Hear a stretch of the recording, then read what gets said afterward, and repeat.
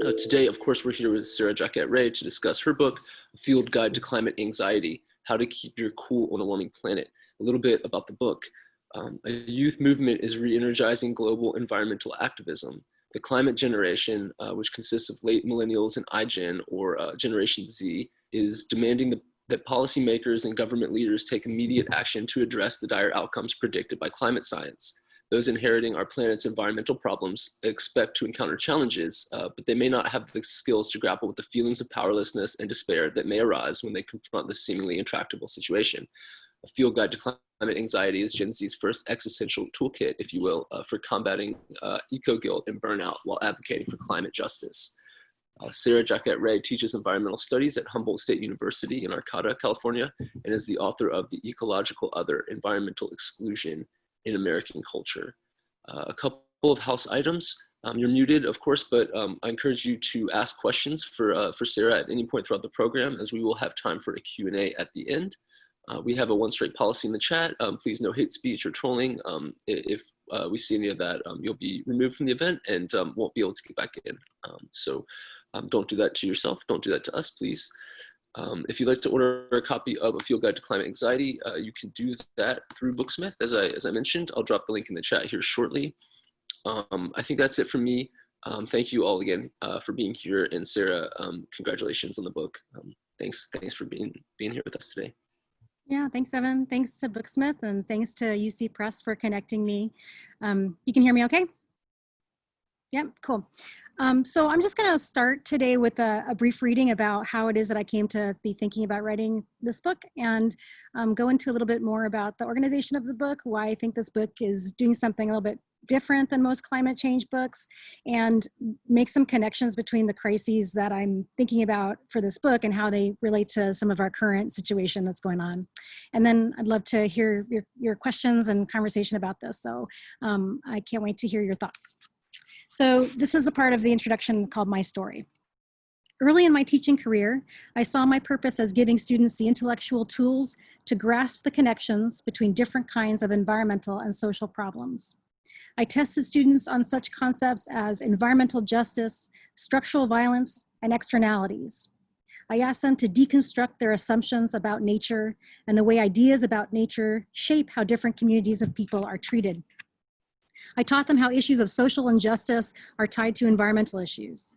They learned about colonialism, capitalism, patriarchy, racism, and how all of these isms can be connected to ecological degradation and vice versa.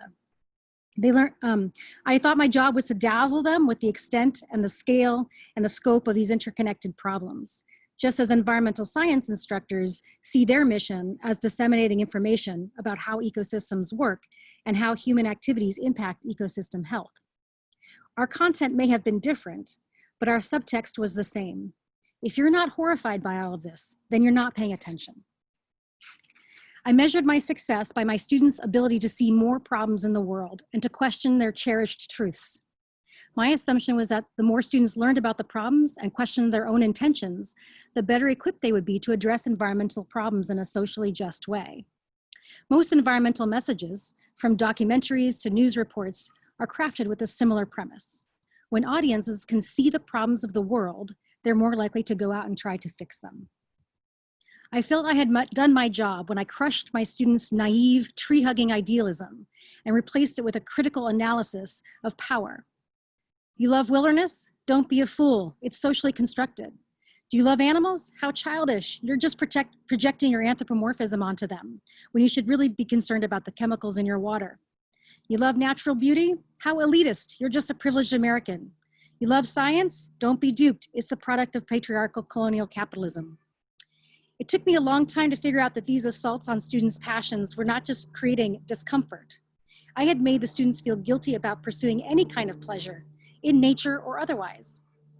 I hadn't accounted for how their feelings shaped their ability to process the course material. I'm just gonna pause for a second while this plane goes overhead. Hear that?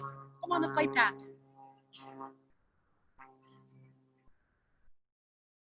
I hadn't accounted for how their feelings shaped their ability to process the course material, much less do anything about it.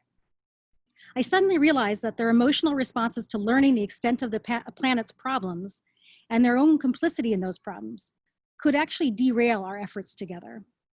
Worse, their despair about the state of the planet and their feelings of guilt leading to powerlessness could threaten their ability to show up, stay in class, stay motivated to graduate, and then go into the world and resolve these problems I was hoping that they would resolve. Much to my chagrin, my office hours and classrooms became group therapy sessions, and I find myself totally ill-equipped to manage the demand. Every time a student came into my office, I wondered what crisis, existential or otherwise, I would be expected to sort out this time. The course material was not just a rite of passage, challenging my students to mature into critically thinking adults. It, combined with myriad other stresses of college, was sending my students off the rails, and they were taking me with them. As I researched emotional reactions to our global crises, I realized the emotions cannot be separated from what we think or do about climate change. I began to see patterns in students' emotional responses to the material, and I started to call this an affective arc of the curriculum. I showed students how to reflect on their feelings as stages in an ongoing process, and how to understand that this journey was shared by their peers. I started to wonder whether it was just as important for students to be asked to address their feelings as it was for them to learn about environmental disruption and injustice. I started to see that instructors needed more tools to help students process the principles of climate disruption in both intellectual and emotional terms. Climate change education rarely accounts for students' emotional lives, even though research shows that emotions are central to our ability to learn and act on information. Training an emotional lens on climate change debates will enable us to build personal resilience, attend to the social inequalities of climate change better, cultivate better relationships and networks, and learn how to talk with a wider range of people. This starts with looking inward, unpacking ourselves, and taking stock of our resources. The 2016 US presidential election called me to attention. My colleagues in social justice circles were not as shocked as I, and they reminded me that the response was a function of my lack of direct experience with racism and poverty. I knew that I needed more humility. I also needed more tools, and to translate the tools I already taught into more explicit resilience-building strategies for students. So that's what this book is about: facing climate grief and injustice with the climate generation, so that we can all keep getting up in the morning and doing the work that our planet and our community need us to do. So that's the story, a little bit of the story of how I came to write this book. And it really was a change in direction for me. I had been doing all my research on environmental justice, and although environmental justice is weaved into this book, what I really realized was that the students that I was teaching were not going to be able to actually go out into the world and become these change agents and these environmental leaders and climate advocates if they couldn't actually find the resolve to get past their despair.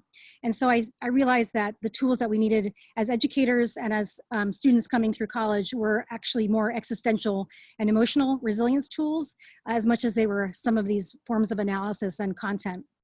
And so that's how I came to write the book. I wanted to research what it was, the sort of hidden curriculum of the emotional outcomes that we're trying to ask our students to achieve by the time they walk across the stage, not just the content of what they were trying to achieve. And I had to research what is the existential and emotional outcomes that students are going to need to be engaged in the long term, that young people need to be able to advocate for the climate and climate justice for their lives. It's not just a quick marathon, you know, or a quick sprint, as Robert Bullard says about the environmental justice movement. It's a marathon of a lifetime of work, of commitment to this stuff. And so what are the emotional tools are going to need to be able to engage in that for the long term? And that's where the research came from. And that's really what the book is about. And so each of the chapters, just to say a little bit about how the book is organized, each of the chapters outlines one of the tools that I'm advocating for. And I'm drawing on the scholarship from my field of the environmental humanities and also environmental justice orientations. And I draw on sociology, I draw on psychology, I draw on Buddhist mindfulness thought. And so I'm kind of pulling this hodgepodge of different ways of thinking together, which I think makes it a little bit of a different kind of a book. It's not a social science book, it's not a policy book, and it's definitely not a 10 things you can do to save the planet kind of a book at all. So the chapters are that the first tool is to get schooled on the role of emotions in climate change, in climate justice work. And this has to do with drawing on many decades and centuries of social justice movements, the civil rights movement, feminist movement, the second wave of women's movement, the American Indian movement. There's all kinds of strong strategies towards personal resilience and attending to not just the policy outcomes of what it is that the movement stands for, but the kind of heart, hand, and head triad of the tools that we're going to need to do this. And the climate movement hadn't really done that yet, and they're starting to do that increasingly as social justice movements reshape what the climate movement's all about, which is something that I argue in the book is something that young people are actually leading the way on. The second chapter is called Cultivate Climate Wisdom, and in that chapter I describe what I think climate wisdom is. The third chapter is called Claim Your Calling and Scale Your Action. And this is about, this is really a critique of individualism in this chapter, where I talk about the very common feeling among young people that they're just too small to make an impact on the world, and that something that like riding their bike or something is just such a drop in the bucket that it's no use even doing it. And so this sort of notion of scale that makes young people and all of us, many of us, feel like their actions don't matter. This is where I really take up a critique of that myth. The next chapter is called Hack the Story, and this is where I draw on my background in narrative analysis and discourse analysis and the role of storytelling in shaping our actions and shaping our decision making. And this is where I try to make the case that young people really need to reject the stories around climate apocalypse that are happening around most of us. 80% of stories about climate change are always in the negative frame. And it's not that climate change isn't terrible, it's just that the negative frame isn't an accurate representation of all of the things that are happening around climate change.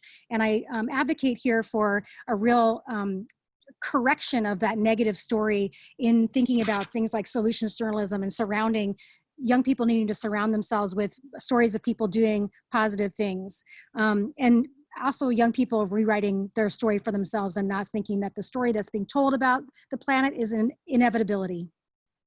The next chapter is called Be Less Right and More in Relation. And in this chapter, I talk about the climate movement's tendency or young people's tendency oftentimes in these classes, and instructors fuel this tendency too. This is something that I was guilty of doing for a long time, thinking that my job was just to arm students with a ton of really good arguments so that they can go and just argue the argument better and therefore maybe win over, people and get cultural change and political change to happen by being more good at being right.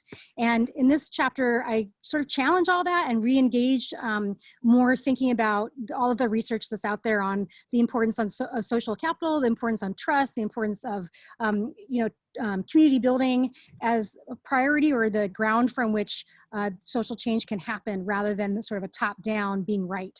And so this goes not just for kind of climate deniers and people on the right, but also between climate advocates and social justice advocates who have long had a sort of rift over what's the priority here, these sort of single issue politics over whether we needed to have a safe planet before we could have social justice or whether these two things were interconnected. So I'm really speaking to the climate movement's ability to build bridges across all of these different approaches to dealing with climate. And so this is a chapter that's about communication, about compassion, about connecting the dots for people, about listening, about understanding how minds are changed. Minds are not changed by just being beaten over the head by arguments over and over. And it took me some time to realize that that wasn't helping my students. When they'd go home from breaks from college and they'd have all this ammunition of arguments from college, they would have these huge risks with families and friends from back home. And I used to not really care about that, but I now realize that that defeats the whole purpose of what we're doing.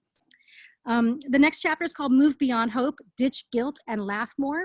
And here's where I'm really drawing on a lot of the work and inspiration that I get from Adrienne Marie Brown's work, her book Emergent Strategy, and her other book, her more recent book called Pleasure Activism.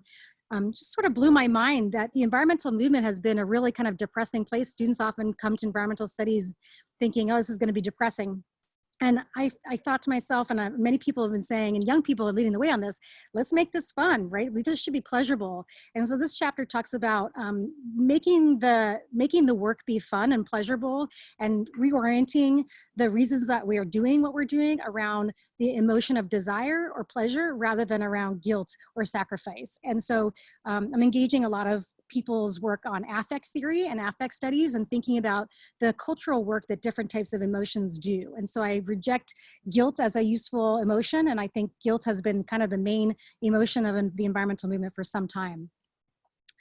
The next chapter is called Resist Burnout. And here I talk about how people who are in social movements tend to be the worst burnout people because they think that burnout is often kind of a badge of how sincere and engaged they are. And I really take on the kind of the hurdles that people who are really passionate about social movements, how they're sort of more likely in some ways to burn themselves out. And so I really want to point out that burnout is not going to be good for the planet or for each other or for themselves, and to resist the sort of performance of burnout that often happens, especially with my students. And then final chapter is called Feed What You Want to Grow. And this is a strategy that has been extremely important for me in the most recent months.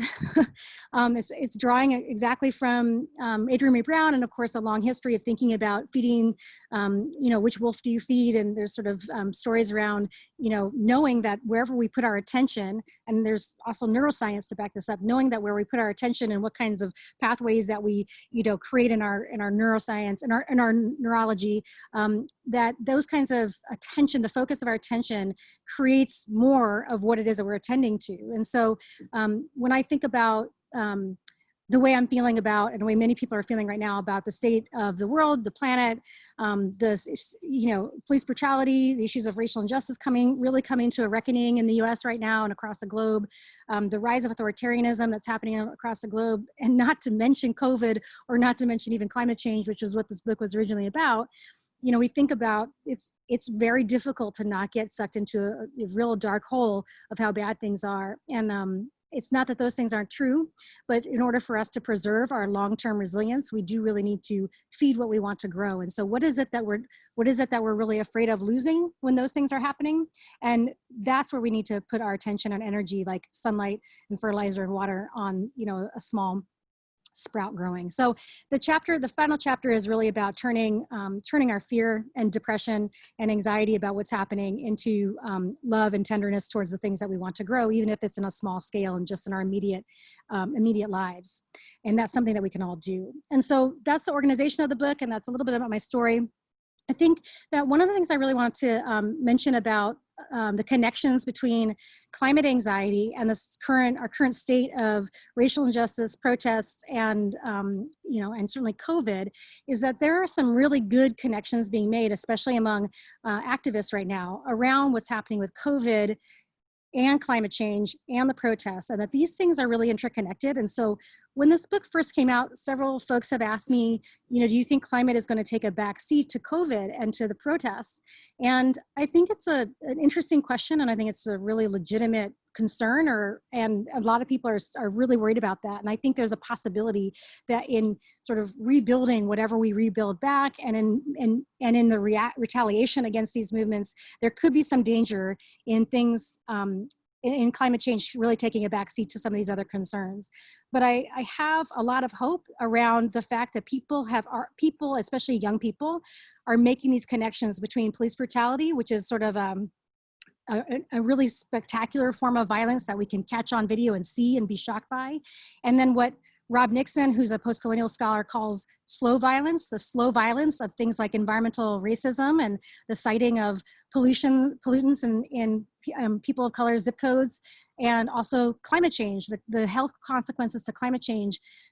These two things often seemed really disconnected in the past. And I think now young people in particular really readily see and connect the dots between something that's the structural problems that are happening with the police and with mass incarceration and prison industrial complex, and what's happening with climate change and the politics around climate change. And these things used to be disconnected, and I think increasingly people are recognizing that they're connected. And I noticed this with my students. The students are the ones that are sort of the harbinger of what's going to be happening in our changes, our political changes. And they don't have to be convinced anymore, like they used to be, that something like "I can't breathe" is a statement not just on what's happening in the streets with police, but it's also a statement of what's happening with asthma and the long-term unequal health benefits and costs of environmental siting and access to green spaces.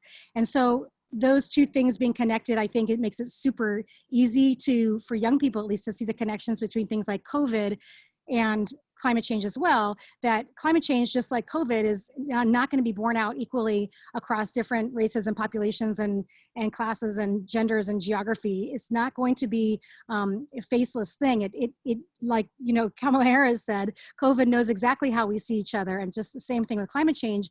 Climate change, the ability to avoid the consequences of climate change is often disproportionately held by those who have caused climate change the most. And so that real disbalance is something that I think people are getting an analysis around with COVID and climate change, and not to mention the more scientific arguments around how climate change is going to increasingly cause things like COVID to happen.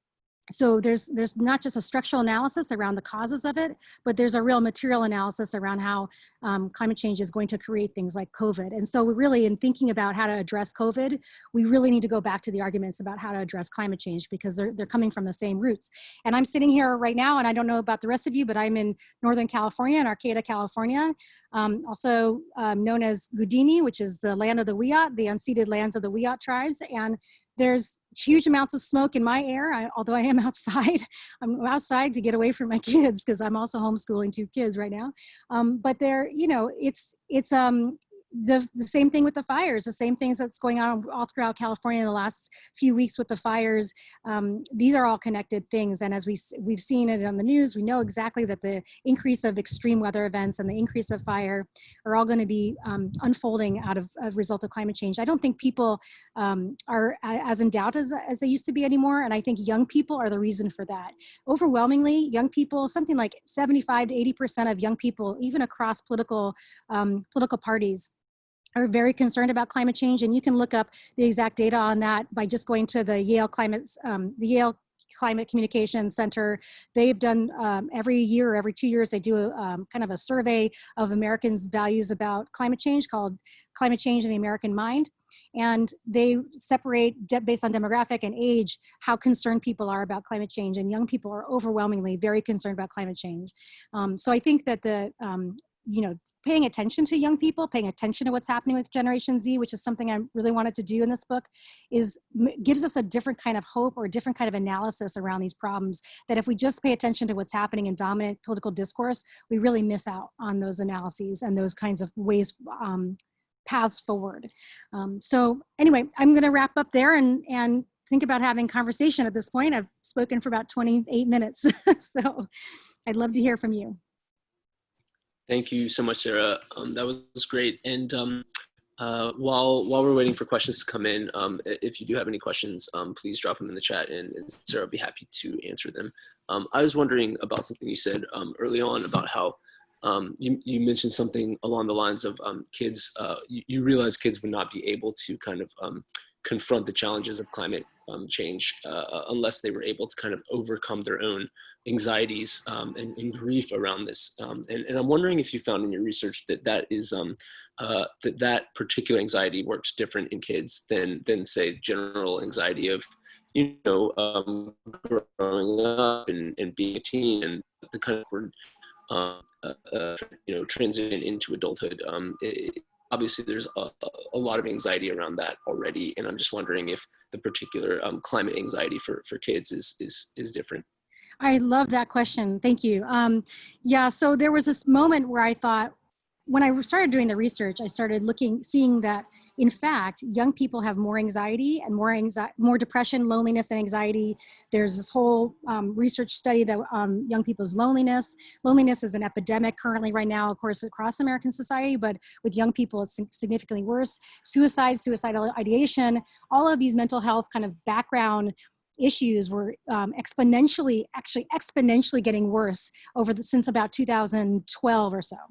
So since 2012, in college classrooms, increasingly it's becoming clear that instructors can't separate what's happening with their students from what's happening outside, what's happening in the classroom, what's happening outside the classroom. And that we are increasingly taught as professors that we need to accept and realize and adjust our teaching around the possibility that something like 75% of our students are coming in with some kind of trauma. And so there's sort of just your average kind of coming of age stress. And then there's multiple levels of societal trauma that many students are experiencing, whether it's PTSD around being involved in the military, whether it's sexualized violence, whether it's intergenerational trauma. And then of course now we have a lot of students coming in with something called climate trauma. And especially in California, right? I mean, I'm conducting my classes with students who are packed to evacuate. And that's hard to do, right? How are we supposed to do anything with our time on Zoom together when this person feels that level of uncertainty? So there is something new to it. I think there's regardless of climate change, if it's possible to extract climate change from the equation, and you could just say young people are more anxious and more stressed, and that's not just because we're measuring it more.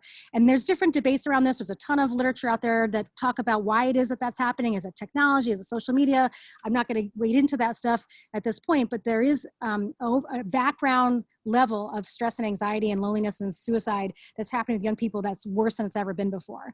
And if you look at just some of the demographics of this generation, they're the first generation in American history that's going to live less long. Their longevity is expected to be shorter than their parents, the first generation. They're going to have more student loan. I mean, the student loan situation is something like $40,000 right now that on average that every student's going to have coming out of college. The economics possibility around their jobs now with COVID was, even before COVID, was looking grim for them.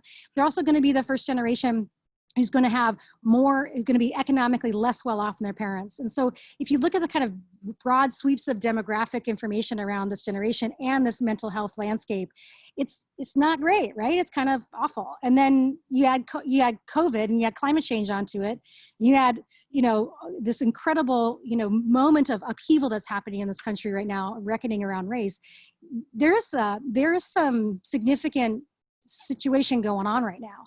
On the other hand, there are so many exciting things about this generation. And I really think this is about feed what you want to grow also with this generation. This is not just, a doomed generation. This is a generation that's bringing new ideas to the table. They have new talents, new skills, their social media, their ability, their forms of analysis around what's happening right now is pushing us to think differently. I don't think we would be having these conversations around race and COVID and climate change if it weren't for young people. The young people are leading all of those movements, by the way. The protests are being led by youth, and the climate movements in the last couple of years have been led by youth. And so I really think it's important not just to be, attentive to the kind of awful things that are happening with young people, but to really lift up the ways that they're adding something new and they're pushing us in new directions that are really important. Right on. Thank you so much for that. I'm also wondering, I'm in Northern California too, obviously the shop's in San Francisco, and I'm wondering, you spoke about the fires a little bit, and obviously for those of us who are, going outside for work, if we're working through the pandemic, this is tough. It's tough to be dealing with this, obviously not just for kids, to be having this in the middle of a pandemic.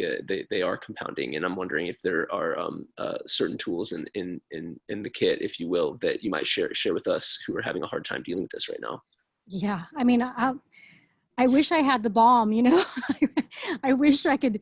I can't even soothe myself with this stuff, I'm struggling, and I expect many people are really struggling. So I'm not going to pretend that the struggles can go away. But that then the sort of logical next step is, well, actually what we're experiencing is these negative emotions that Americans tend to really been taught that are a sign that something's really bad. If we're feeling stress or anxiety or grief, something's wrong, right? And I think what this is calling us to do is to find some other relationship with negative emotions. And I think that is one of the keys to resilience, is to really be okay with and figure out what the grief and the stress is teaching us about what our next steps will be and how to take care of ourselves and how to take care of our community. So in a way, I'm sort of saying, not to be flippant about it, but can we embrace and just get comfortable with these awful things, these awful feelings? Because I think at least I'm feeling is a sort of many layers of whiplashy type grief around all of the things that feel like they're being lost or are going to be lost really soon.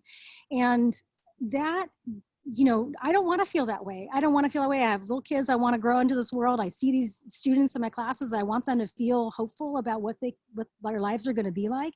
But I think that it's made me really reckon with the concept of hope in the first place. And I think a lot about hope in the book, that hope can't be something, and this is where I'm drawing on folks like Rebecca Solnit, hope can't be something that we just, that we require in order to move on. Hope is kind of an outgrowth of the work that we're doing. And the strategy I would suggest around that is to focus in on the people who are doing the work and join in with them, right? So when I had to say goodbye to my seniors last semester as we all went home, and they're in their capstone, they're supposed to graduate, and it's just, all of a sudden from one day to the next, it felt like this was all happening.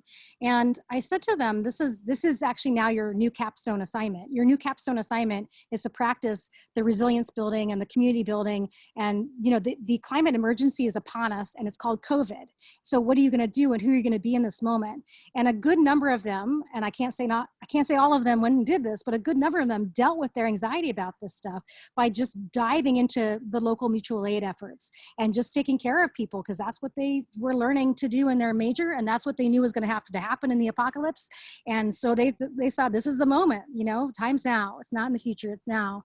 And so I think that focusing on the places where good is happening, participating in that, doing the work, creating those micro utopias of justice and the just transition, not always focusing on all the stuff that's bigger and outside of that, knowing, and you have to rest assured that there are many, many people out there doing the exact same thing you're doing, and that this is happening in a collective, as Paul Hawkins talks about in his book, The Blessed Unrest, and as Edgar Marie Brown talks about in terms of emergent strategy. You have to assume that this is this rhizome happening everywhere, and there's all kinds of people focusing in and doing this work.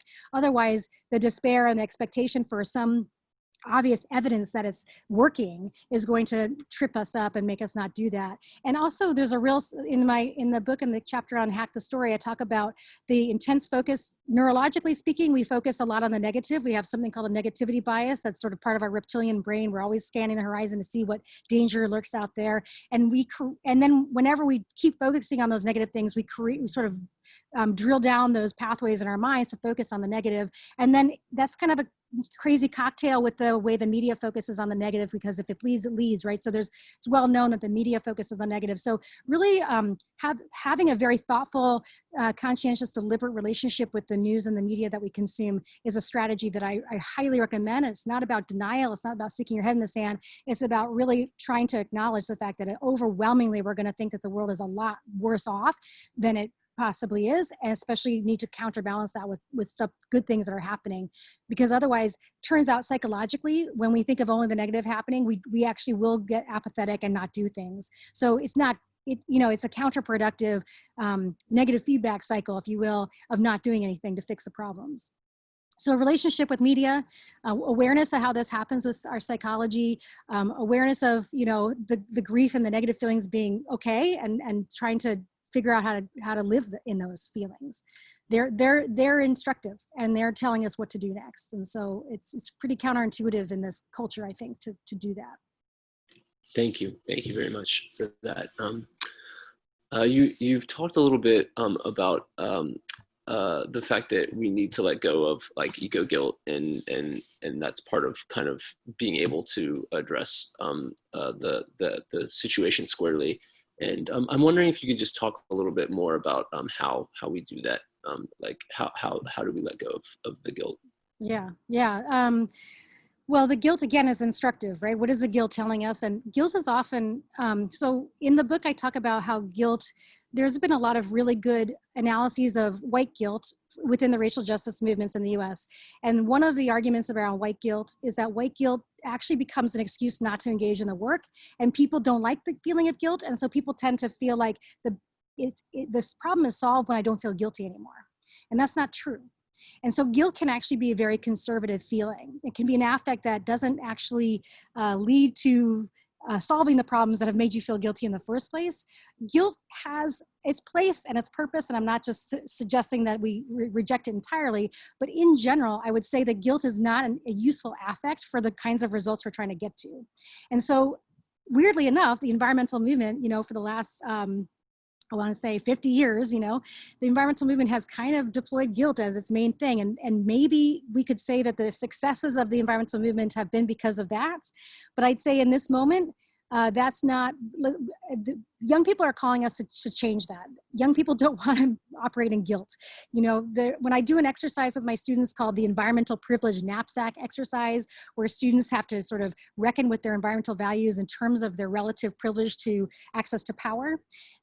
Students often talk, especially white students will often respond that the feeling that they have in response to that exercise is guilt.